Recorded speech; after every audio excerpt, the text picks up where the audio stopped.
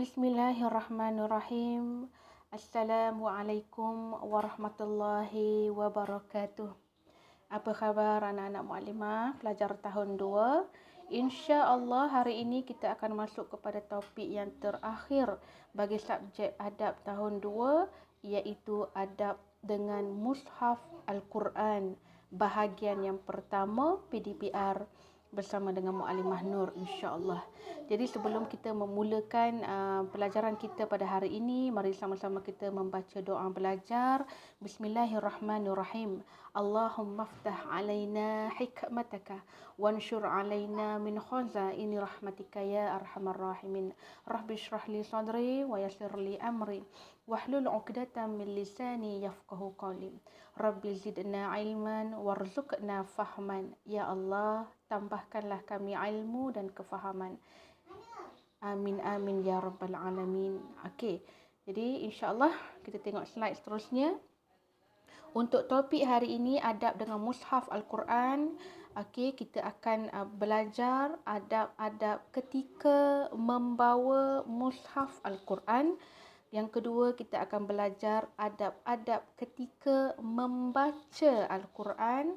Yang ketiga, kita akan belajar adab-adab ketika menyimpan Al-Quran. Yang keempat, kita akan belajar macam mana bacaan doa selepas membaca Al-Quran. Dan yang terakhir, kita akan mengetahui apa dia fadilat beradab ketika membawa, membaca dan menyimpan mushaf Al-Quran. Okey, jadi untuk bahagian yang pertama topik hari ini, kita akan belajar dua perkara sahaja dulu, iaitu adab-adab ketika membawa mushaf Al-Quran dan juga adab-adab ketika membaca Al-Quran. Okey, jadi insya-Allah kita tengok slide seterusnya. Baik, adab-adab ketika membawa mushaf Al-Quran. Okey, muklimah sertakan dekat sini ada 5 perkara. Baik, yang pertama ialah iaitu berwuduk. Okey. Bila kita nak bawa Quran, nak pegang Quran, mestilah dalam keadaan berwuduk. Okey, yang kedua, memegang mushaf Al-Quran dengan tangan kanan. Afdalnya tangan kanan ya anak-anak. Pegang dengan tangan kanan. Okey. Yang ketiga, kita mengangkat mushaf Al-Quran ni sekurang-kurangnya separas dada kita. Kita bawa Quran ni biar dekat dengan dada kita, separas dada. Jangan bawa rendah macam handbag ke kan. Macam dekat dengan pinggang ataupun pinggul kita. Okey, tak baik Quran mesti dia tinggi, tempat dia kena tinggi. So bila kita pegang Quran, sebaiknya kita peluk dia biar dekat dengan dada kita. Itu yang sebaik-baiknya. Okey, yang keempat, berpakaian bersih dan juga menutup aurat. Ni memang wajib lah waktu kita pegang Quran, kita jagalah aurat kita ya. Ini adab-adab kita ketika memegang ataupun membawa mushaf Al-Quran. Dan yang kelima, menjaga Al-Quran dengan cermat. Okey. Jangan letak dia merata-rata. Okey. Letak di tempat yang sepatutnya dan juga sebaik-baiknya letak di tempat yang tinggi. Okey, itu adab kita dengan Al-Quran. Baik. Mari kita lihat slide seterusnya, iaitu adab-adab ketika membaca Al-Quran. Okey, apa dia adab ketika membaca Al-Quran? Yang pertama, kita membaca Al-Quran dalam keadaan berwuduk dan menutup aurat.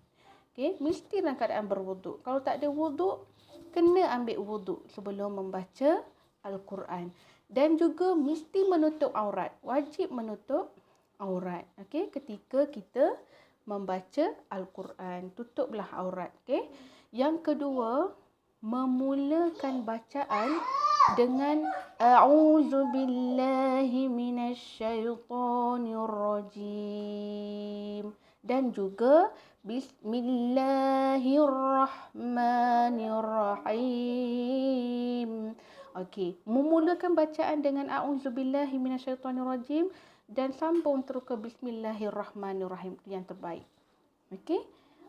Ketika kita nak mula membaca Al-Quran. Okey. Baik. Yang ketiga, bila kita baca Quran, memberi tumpuan ketika kita membaca Al-Quran. Fokus. Huruf-huruf apa yang nak disambung. Okey. Fokus tengok huruf seterusnya apa dia. Beri tumpuan ketika kita membaca Al-Quran. Jangan waktu kita tengah baca, mata sibuk tengok ke lain kan. Okey.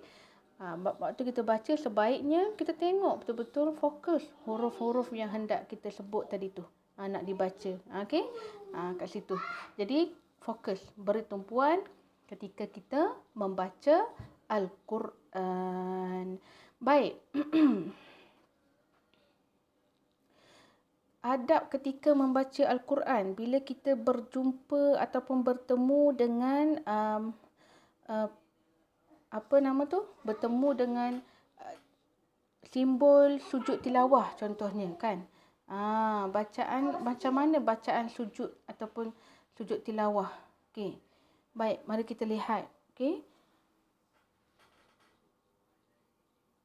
Okey, bila kita jumpa sujud simbol sujud tilawah, sebaiknya ada bacaan dia, bacaan sujud tilawah. Aku bersujud kepada Allah yang menjadikanku, memberikan pendengaranku dan penglihatanku dengan kekuasaannya dan kekuatannya. Maka Maha Suci Allah, dialah sebaik-baik pencipta kejadian. Okey, bacaan jika tidak sujud tilawah, maksudnya kalau kita tak baca doa yang panjang tadi, kalau kita tak sujud tilawahnya, kita boleh juga bila kita bertemu dengan simbol sujud tilawah tadi, kita boleh baca subhanallah walhamdulillah wala ilaha illallah wallahu akbar. Maha suci Allah dan segala puji-pujian bagi Allah.